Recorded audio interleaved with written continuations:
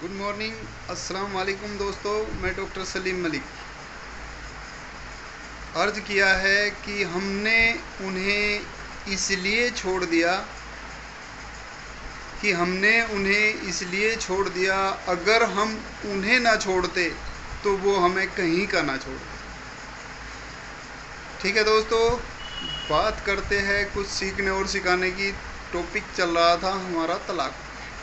तो जो मुझे जानकारी थी वो मैं आपको लमसम शेयर कर चुका हूँ, और थोड़ी और इसमें मैं अपनी तरफ से कुछ कहना चाहता हूँ जो मेरे मन में आ रहा है। उस पे थोड़ा गौर फरमाइएगा कि क्या ये पॉसिबल है। अगर है तो इसे इम्प्लीमेंट करने की ज़रूरत है, मतलब इसे लागू करने की ज़रूरत है। तो दोस्तों, मेरा मानना ये है कि जैसे हमारे आपस में झगड़े जो होते हैं, भाई बहन का हो या बाप बेटे का हो, माँ बेटे का हो, भाई भाई का हो, या आपस में ताऊ चाचा का हो या किसी रिश्तेदार का हो, देखो मामूली सी बात है, जाहिर सी बात है, लड़ाई झगड़े मनमुटाव थोड़ा बहुत होता रहता है और होना भी चाहिए। तो दोस्तों, जो ये मनमुटाव आपस में होते हैं, झगड़े होते हैं, इन सभी में ऑप्शन होता है कि कल अगर उन दोनों की समझ में आए, दोनों फरीक की समझ में आए, तो वे रुजू कर सकते हैं, फिर से अपना जो है संबंध कायम कर सकते हैं, जो अपनी रिश्तेदारी है वो कायम कर सकते हैं। सपोज दैट, उदाहरण के तौर पे समझिए कि बाप बेटे का किसी बात को लेकर झगड़ा हो गया, बाप बेटे दोनों सेपरेट अलग हो गए, रहने लगे, अपना हंसी खुशी जीवन जी रहे हैं। कल कोई शादी ब्याह का या मतलब मरगत का या किसी भी तरह का कोई मौका आता है तो रिश्तेदार उन्हें समझा बुझा के एक करा देते हैं और वो मान भी लेते हैं। तो इसी तरह से हर रिश्ते नातों में ये होता है। तो दोस्तों, मेरा मानना ये है कि जैसे मियाँ बीवी के जो झगड़े होते हैं उनमें भी अगर हम ऐसा ऑप्शन छोड़ दें कि वे अगर कल चाहे, नेक्स्ट कभी भी वे चाहे एक दूसरे से अपने ताल्लुकात कायम करने, अपनी रिश्ते को बरकरार करना चाहे, तो उनके लिए अगर ऐसा ऑप्शन छोड़ दिया जाए तो कैसा रहेगा। मेरा मानना ये है कि ये बहुत ही अच्छा रहेगा, क्योंकि इससे फ़ायदा ये होने वाला है कि जो पछता रहे हैं, देखो जिनका आपस में बढ़ नहीं रहा उनका हो गया नो टेंशन, कोई टेंशन की बात नहीं है। लेकिन जो तलाक होने के बाद या झगड़ा होने के बाद पछताते हैं, भाई कुछ गलत फहमी होती है, भाई ये काम ऐसे नहीं था और उसने समझ लिया ऐसा, उसने ऐसा नहीं कहा था और उसने ऐसे समझ लिया, या उसने ऐसा कहा था उसने किसी और तरीके से समझ लिया। तो बहुत सारी बातें इस तरह की सामने आती है। देखने में आया है कि ज़्यादातर गलतियां जो होती है मियाँ बीवी की, वे ऐसी होती है जिन्हें वे बाद में एक्सेप्ट करते हैं कि हाँ इसको ऐसा किया जा सकता था और इस पर तलाक बनता नहीं था, मतलब इस पर इतनी बड़ी गलती नहीं थी कि इस पर तलाक बनता था।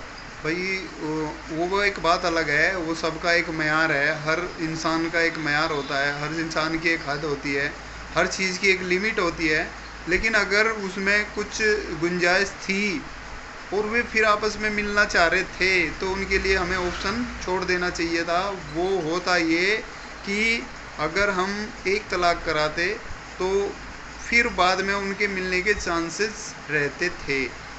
लेकिन होता क्या है कि हमारे मुआशरे में सबसे बड़ी गड़बड़ जो चल रही है वो ये चल रही है कि हम लोगों ने ये समझ लिया है कि अगर 3 तलाक हो गए तो तलाक होगी, नहीं तो एक तलाक को तलाक मान ही नहीं रहे। तो दोस्तों, गुजारिश करना चाहूँगा, अल्लाह करे कि किसी की तलाक तक नौबत ना पहुँचे, पहली बात। दूसरी बात, अगर पहुँच भी जाए तो उसकी थोड़ी सी आलिमों से, मुफ्ती से तफसीस करके, अगर ये बात ऐसे पॉसिबल है, ऐसे हो सकती है, ऐसे किया जा सकता है, तो ऐसा ही करने की कोशिश करेंगे। तो उसे फ़ायदा ये होगा कि इन फ्यूचर वे दो ख़ानदान या मियाँ बीवी आपस में रहना चाहे तो आपस में वे रह सकते हैं। जैसा कि देखने में आता है कि शादी हुई, एक दो बच्चा भी हो गया, अब उनकी बन नहीं रही, किसी भी बात पे हो सकता है झगड़ा घर में, कोई वो नहीं है। देखो इंसान गलती का बना हुआ है, गलती इंसान से होती है। तो अगर गलती हो जाती है कुछ और उनमें किसी तरह का कोई झगड़ा बन जाता है, तो जो बच्चे हैं ना, जो बच्चे होते हैं उनकी ज़िंदगी ख़राब हो जाती है। भाई लड़की को भी दूसरा मिल जाएगा और लड़के को भी दूसरी मिल जाएगी, लेकिन बच्चों को ना माँ मिलेगी ऐसी और ना बाप मिलेगा ऐसा। सबसे ज़्यादा परेशानी होगी किसको? बच्चों को, जबकि उनका कोई कसूर भी नहीं है भाई, उन्होंने थोड़ी झगड़ा किया है। झगड़ा मियाँ बीवी ने किया है और भुगतना बच्चों को पड़ता है। मैंने एक दो केस में देखा है कि यही हुआ है, बच्चे या तो माँ के पास रह जाते हैं या बाप के पास रह जाते हैं। अब बाप के पास रहे तो माँ के प्यार से महरूम हो गए, और माँ के पास रहे तो बाप के प्यार से महरूम हो गए। मतलब उनसे उनका हक छीन लिया गया ना, या तो माँ का छीन लिया गया माँ का प्यार, या बाप का हक छीन लिया गया उनसे। और उसके बाद फिर वे दोनों आपस में पछता भी रहे हैं। आदमी पछता रहा है, यार जैसी थी इतनी बड़ी गलती नहीं थी, मतलब चलने लायक अगर गलती थी तो यार चला लेते, समझा लेते। और उधर औरत भी जो है पछता रही है कि चलो जैसा भी था कम से कम था तो सही, अब तो वो भी नहीं है। तो ये मसले बहुत अटक रहे हैं। या है तो उससे भी जालिम मिल गया, ऐसा भी होता है कि उससे भी जालिम मिल जा, बच्चे तो परेशान नहीं, वो खुद भी परेशान होगी।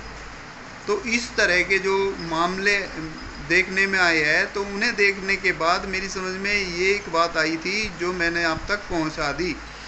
तो दोस्तों कोशिश ये करें कि मियाँ बीवी का झगड़ा भी हम वैसे ही रखें जैसे भाई भाई का झगड़ा, माँ बाप का झगड़ा, बाप बेटे का झगड़ा, भाई बहन का झगड़ा, और अदर रिश्तेदार अगर रिश्तों के झगड़े जो है उन्हें भी उन झगड़ों को और इसको झगड़े को अलग ना करें। ये झगड़ा हमने बिल्कुल अलग करा दिया, बिल्कुल अलग सेपरेट। एक बार तलाक होगी तो होगी, अब तू कहीं हम कहीं, ठीक है। अगर तुम्हारी नहीं बननी भाई, तुम कहीं हम कहीं, लेकिन अगर तुम दोनों ही फरीक पछता रहे हो तो फिर उनको मिलने का ऑप्शन छोड़ कर रखो।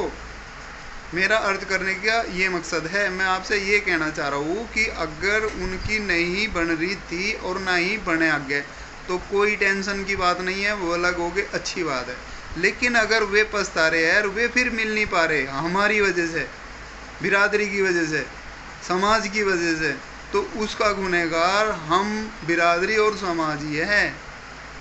तो हमें उस गुनाह से बचने के लिए क्या करना चाहिए कि उनके लिए ऑप्शन छोड़ देना चाहिए। वे इन फ्यूचर एक हो या ना हो वो उनकी टेंशन है, हमें फ्यूचर में उनके लिए ऑप्शन छोड़ देना चाहिए कि वे अपने ताल्लुकात कभी कायम कर ले, अगर उन दोनों का मन हो। ठीक है दोस्तों, फिर कल मिलते हैं नई वीडियो के साथ। अस्सलाम वालेकुम।